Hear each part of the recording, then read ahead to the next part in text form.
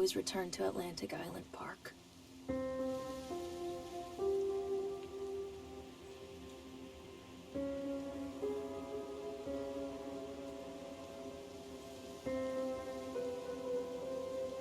Where's Mr. Bear?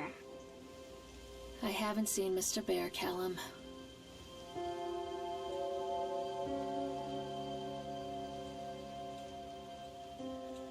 Stay in the car.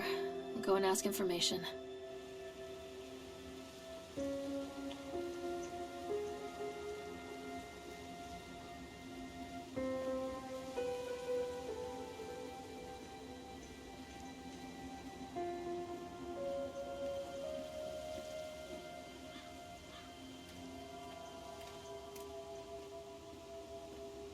Attention, patrons. The park is now closed. Please make your way to the car park at your earliest convenience. Employees, prepare the park for shutdown. Callum was born the day this place opened. This is his favorite place in the world.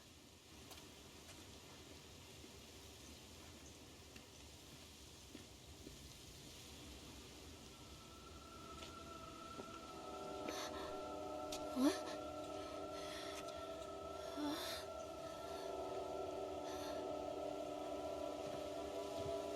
Hey, Lorraine.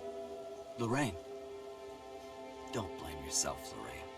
People lose things all the time. Take a deep breath and think about the last place you saw your son's teddy bear. Hey, stop! I think your boy just ran into the park. I'll unlock the gates for you.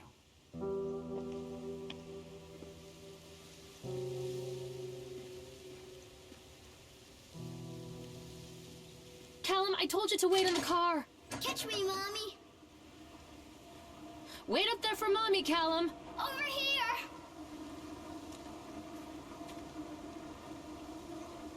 Wait up there for Mommy, Callum. This There's way, something Mommy. special about the entrance to an amusement park. A line drawn between the real world and the world of whimsy within. On this side, the apathy of our everyday lives. And on the other, anything we might dare to dream. It's no wonder Callum ran back inside. I wouldn't want to leave either. Attention, employees. The park is now closed. Have a safe journey home.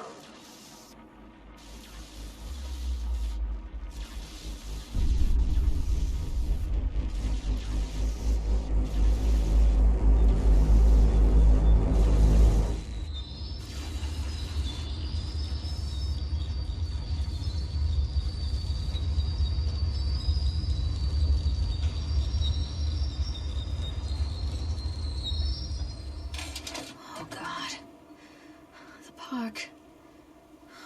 What happened here? You can't catch me. Callum! Where did you go?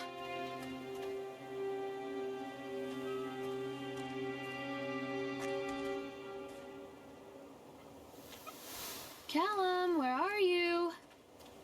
Over here.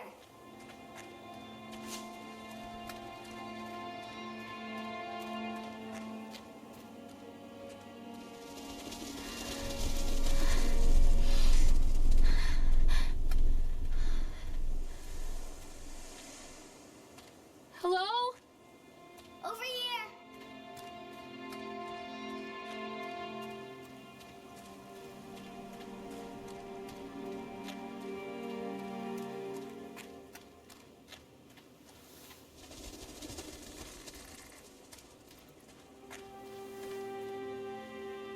I think this belongs to Callum. Shadow the Chipmunk, huh? Just a drunk guy in a suit.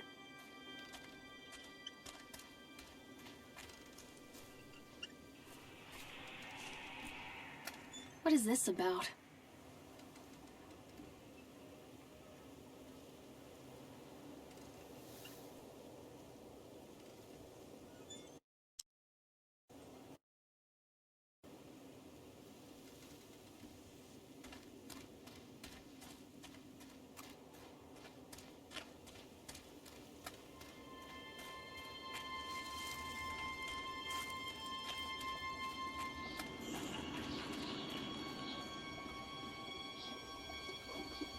Callum, stay where you are!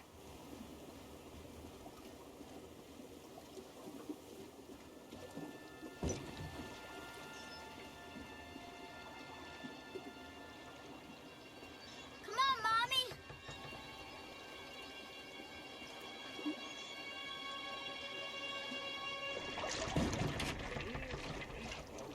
There lived a poor woodcutter, his wife and his 2 children. A boy named Hansel. They were very poor and had very little to bite or sup.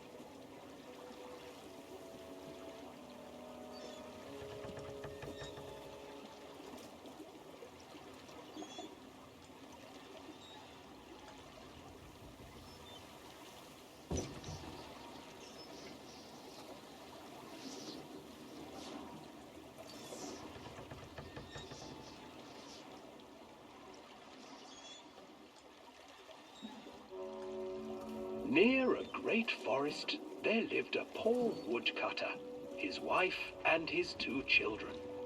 A boy named Hansel and a girl named Gretel. They were very poor and had very little to bite or sup.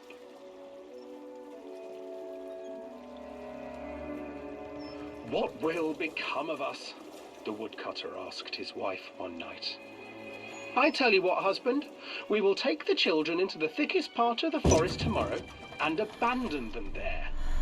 No, my wife, I cannot do that, said the man. Then we will all 4 starve, you fool. Hansel and Gretel overheard their parents talking, and Gretel began to weep. Do not fret, Gretel, Hansel said. He crept out of the hut and gathered white stones from the ground to fill his pockets.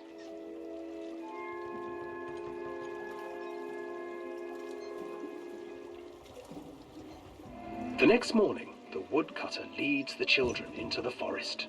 Before they leave, their mother gives them a slice of bread and warns them that they will get no more food that day.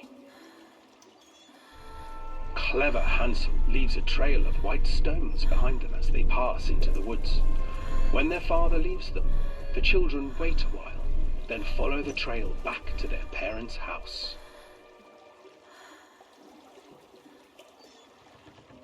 After receiving a thorough scolding from their parents for getting lost in the woods, the children are sent to bed without any supper. Hansel tried to sneak out and collect more white stones, but found that the door was locked. Tomorrow I will take them into the woods myself, the wife told the woodcutter. In the morning, their mother gave them a slice of bread and led them deep into the forest once again.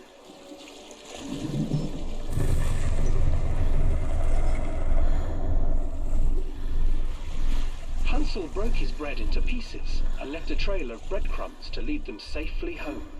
But hungry-eyed birds snatched up the breadcrumbs and his trail was destroyed.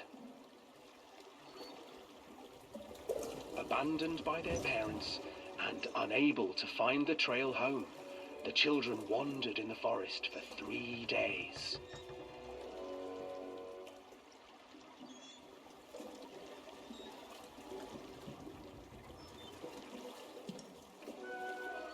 The children stumbled into a clearing with an exceedingly strange house. Its walls were made of gingerbread, and its windows were panes of clear sugar. Hansel, desperately hungry, ran forward and began to nibble on the walls.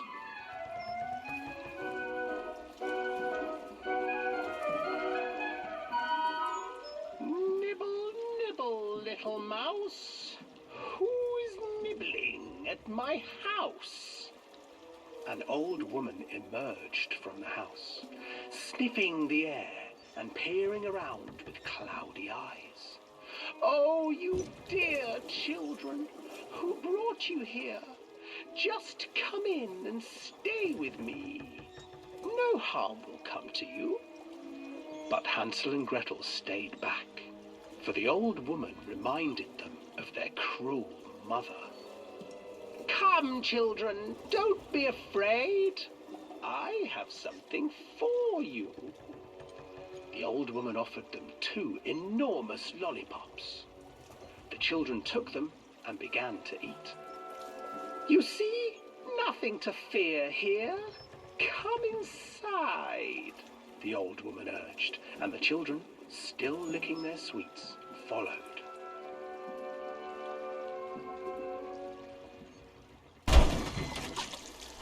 Once inside the house, the old woman changed.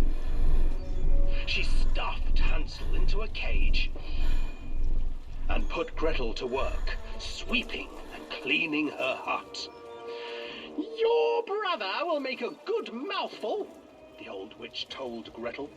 Once he is fattened up, I shall feast upon him.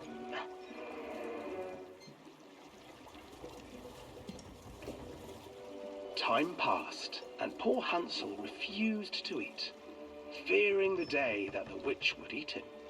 The witch, for her part, grew impatient. Today I will cook and eat your brother, Gretel. Climb inside and light the oven.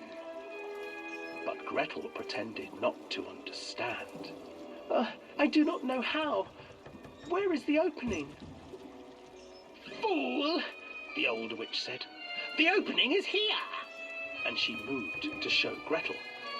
Seizing her courage, brave Gretel gave the witch a shove, and the old crone tumbled forward into the oven.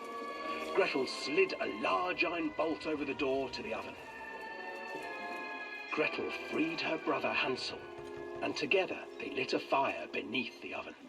And though she screamed and begged, the children sat by the oven until her screams had stilled, and the witch was cooked. And then, because even children can't survive on sweets, they divided up the body of the old witch and ate her.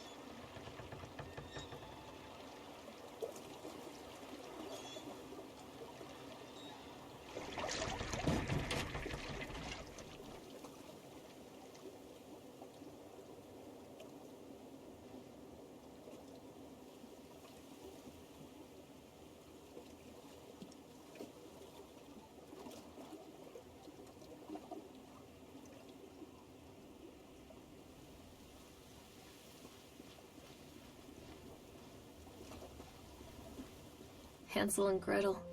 I used to read it to Callum when the electricity was shut off. Those poor children. The whole world against them.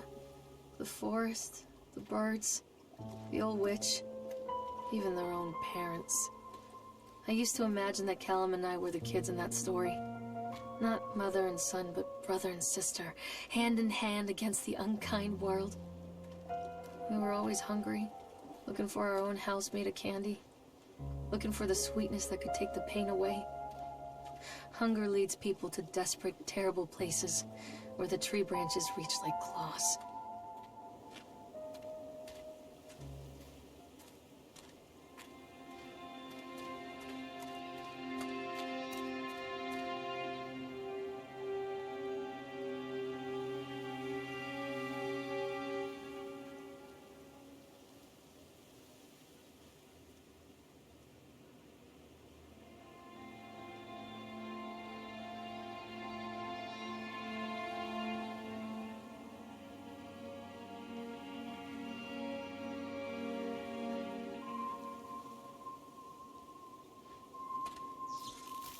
Another accident.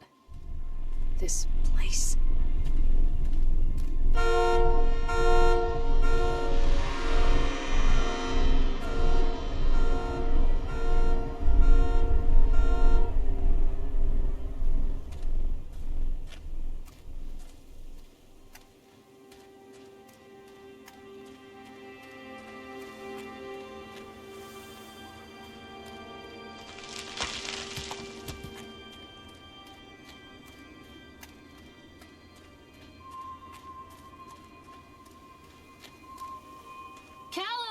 you! This way.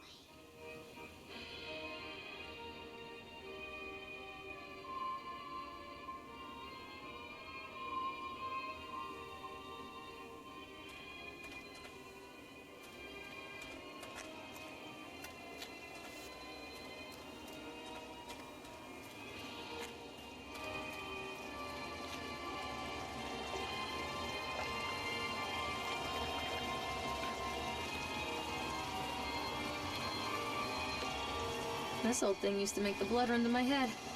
Make me dizzy. The guy just snapped. Those poor kids.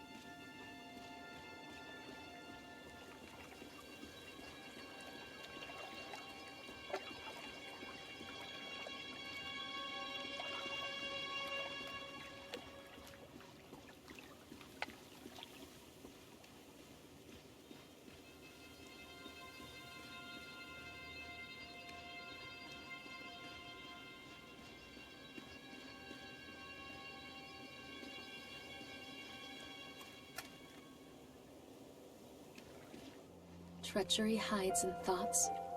Treachery that lashes like a whip and scars our insides. The first time I saw Callum, my thoughts betrayed me. I looked down at this wrinkled, red, bawling thing and I thought, is that it? We build our world from expectations, and the world that I had built for Callum was no different. He was so real, so there, and so far from my expectations. And they shattered, and as they fell in pieces, that one treacherous thought became a new foundation. All of the love that we shared, all of the warmth and goodness that followed, built on a single, traitorous thought.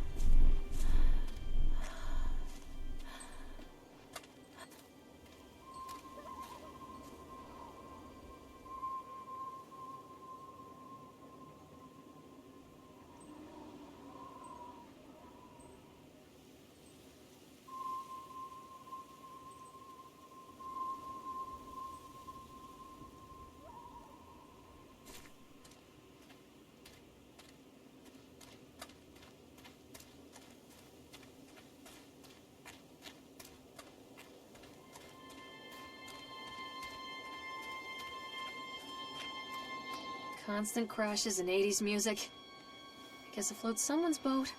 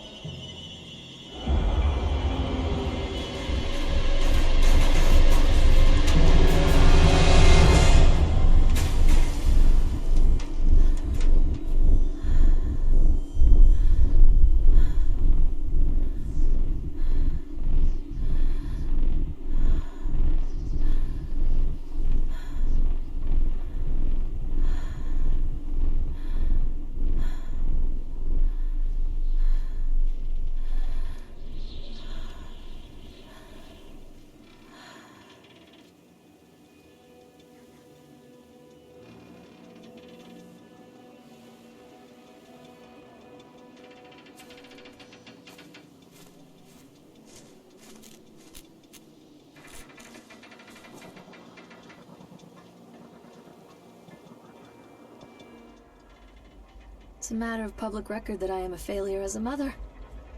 Once, when Callum was very small, I left him asleep in the car while I ran an errand. Don't even remember what it was.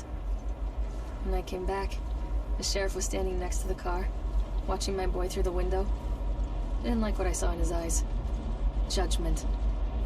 He wrote me the ticket without saying a word. Just the scratch of his pen on the notepad. When he gave it to me, our eyes met. I know what you're going through. My daughter, Helen, she just gets some help. Help was a bolt of lightning. Help was 1,000 volts surging through my veins.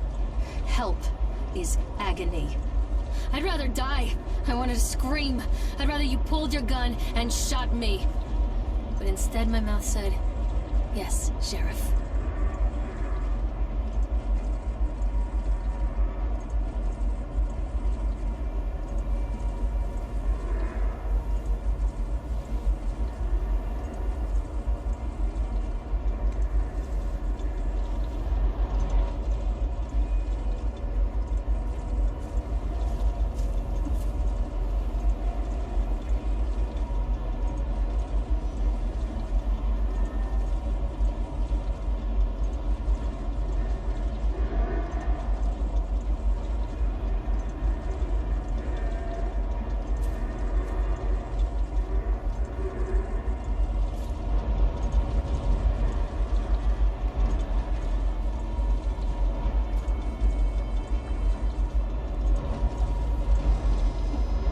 They are going to close this place down.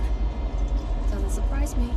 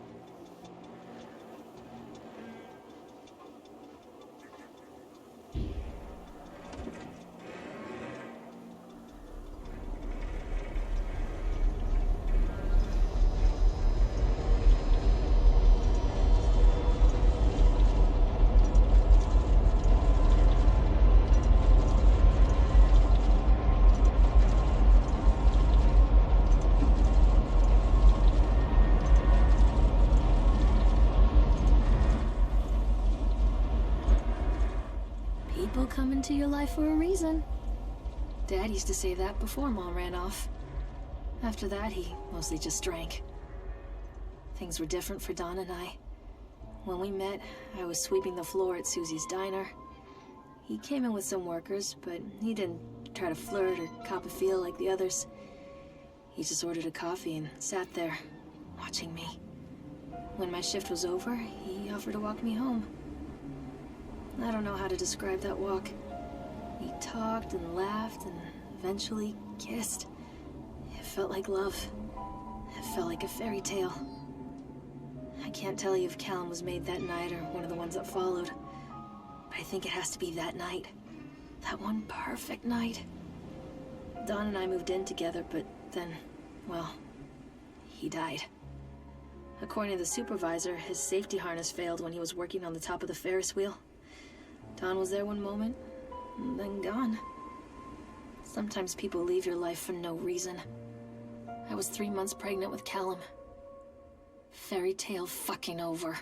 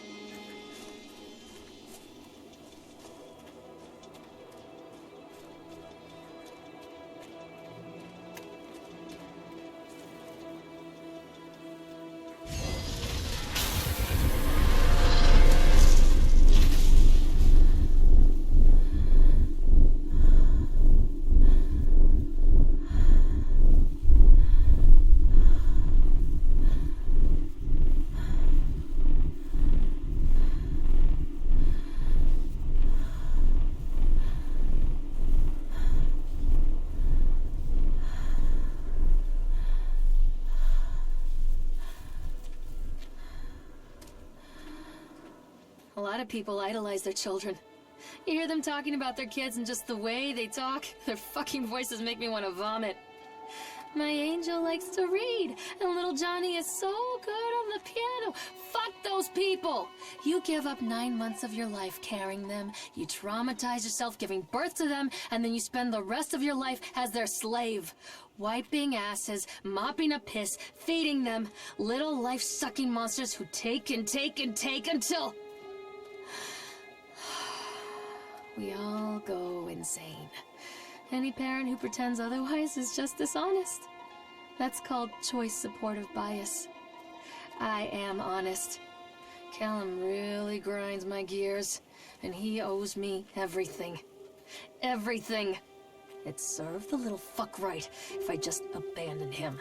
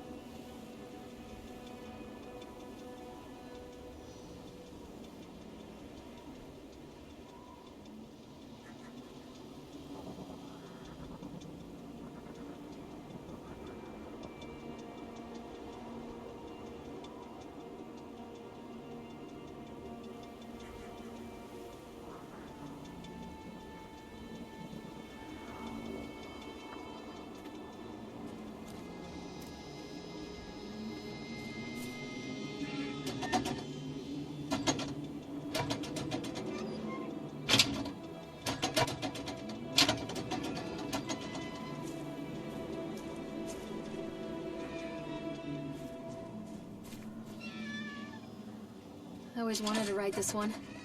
Never got around to do it before.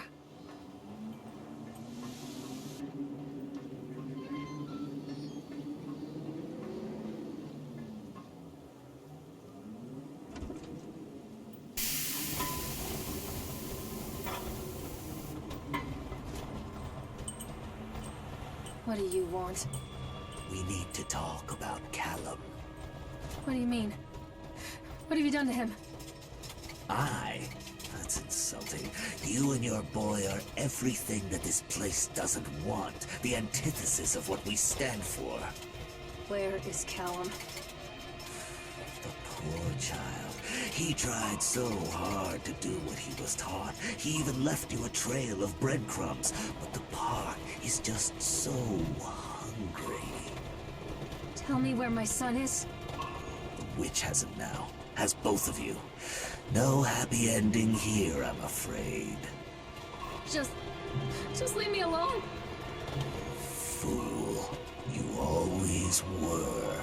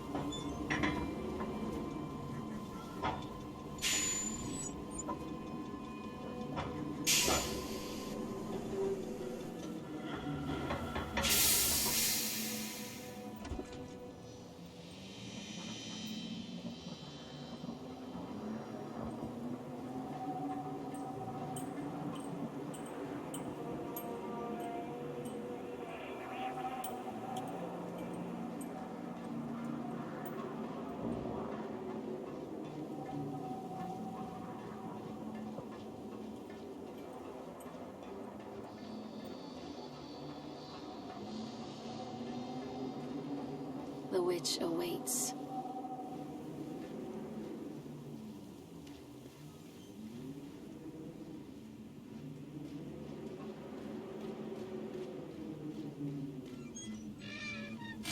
Callum has bruises on his arms, finger marks. Someone has been hurting him. I've asked him, demanded really, to know where he got the marks. But he doesn't want to answer me. Something has scared him into silence. He doesn't dare talk. He's been changing too. Something sinister lurks in the darkness behind his eyes. I catch him staring at me at odd moments. In the night, he tosses and turns and cries out words that I cannot understand. When I try to soothe him, he snaps and bites at my fingers. I think he wants to talk to me. I think he wants to tell me. But they are watching him every minute of every day.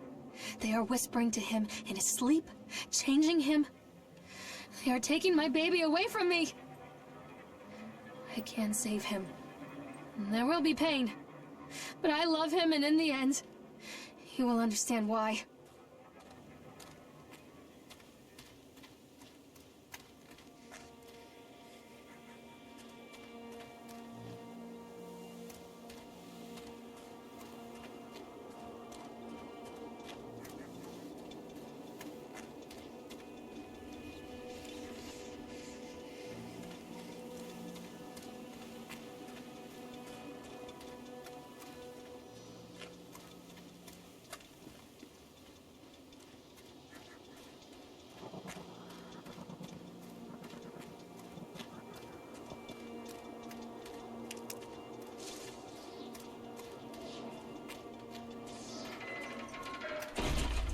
The whole town was shocked by that one. Never found out who did it.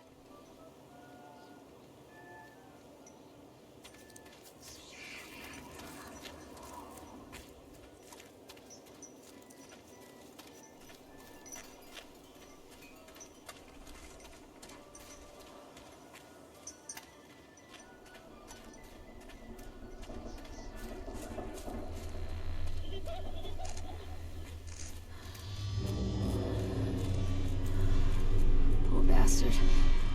Who did this to him?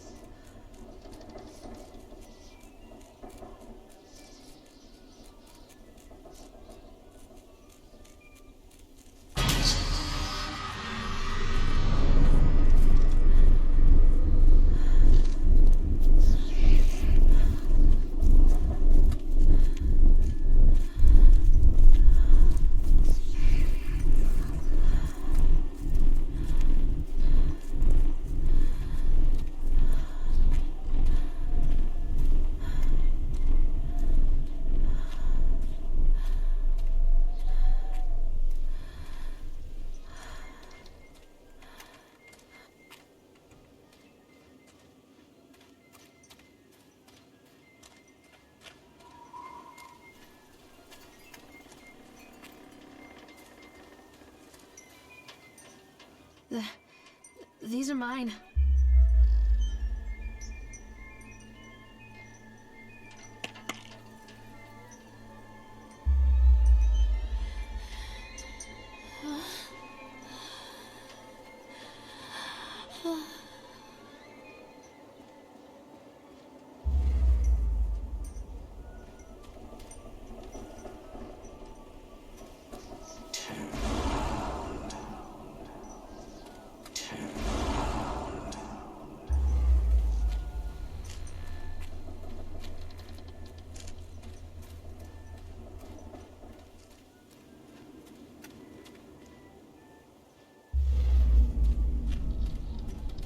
Don't touch me!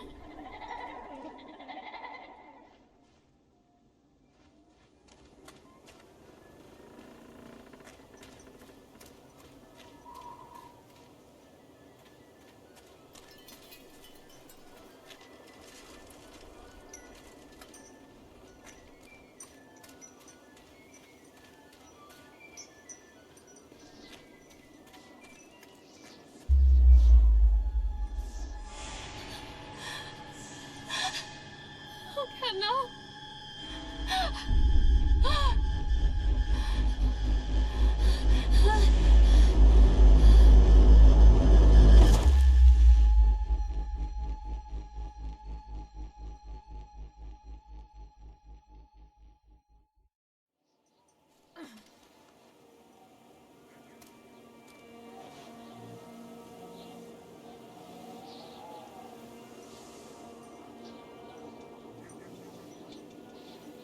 The park is a collage of contradictions all of its own.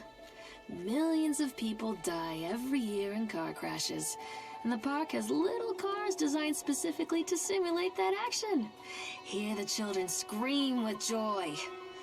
In the sideshow alley, you can walk away with 15 cents worth of mass-produced Chinese teddy bears, while a grinning carny pockets your hard-earned $5. What secrets lie beneath the sullen waters of the lake? The tears of jilted lovers, the soiled condoms of illicit affairs, the clotted blood of the lonely suicide. And the face of the witch looms over it all. I always despised her toothy grin and warty nose. I hate that sparkle in her weathered, watchful eyes. I think Callum is waiting for me. Inside.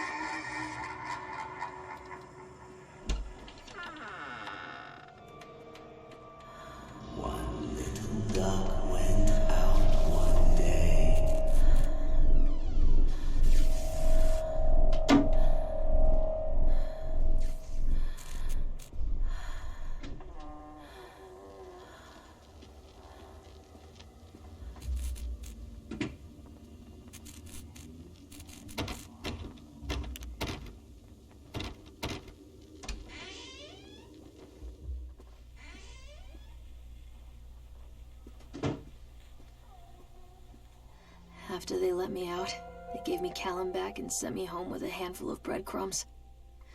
Home, bittersweet home. I barely recognized it.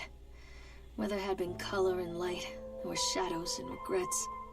Where there had been warmth, there was a bone-deep coldness that never went away. I tried my hardest to keep the ghosts at bay. Don, watching from the dusty corners while I tried to teach his son to read. My father, coldly assessing me and finding me lacking. I devoted myself to Callum and did the things that they told me. It will get better, they said. Every day will be a little better than the last. I'm in the woods now, lost and afraid. Things never got any better.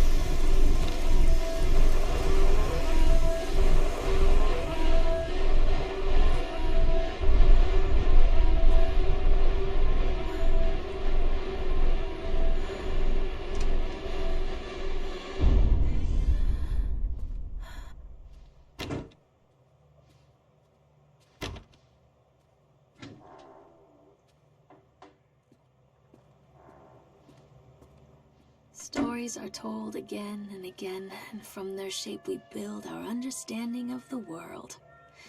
Two children are led into the woods. They are lost for a time, but then are captured by an old witch. The child goes missing in Atlantic Island Park. He wanders lost for a time before finding his way into the mouth of an old witch. In the oldest version of this story, the mother and the witch were the same person. I never wanted to be the witch, but I am, aren't I?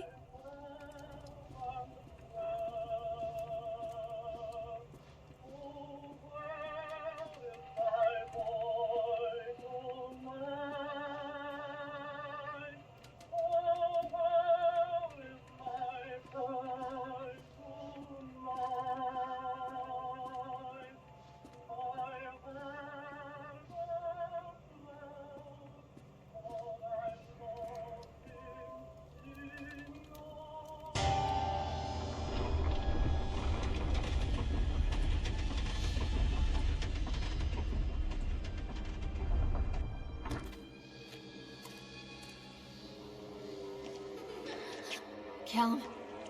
Callum?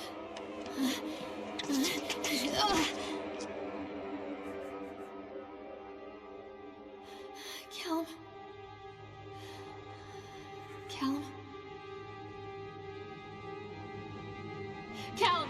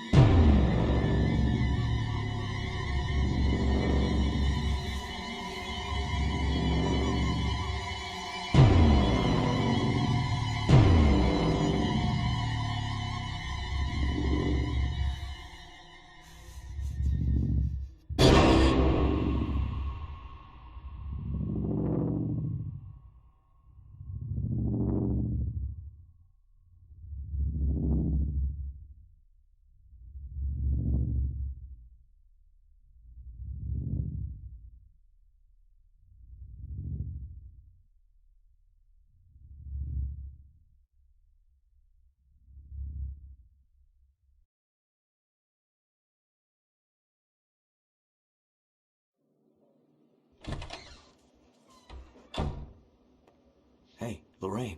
Lorraine. Don't blame yourself, Lorraine. People lose things all the time.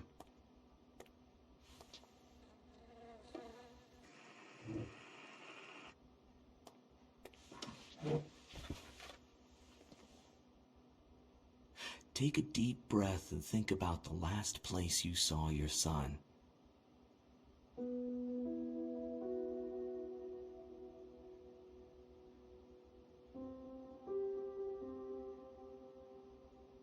In my heart and mind, I always return to Atlantic Island Park.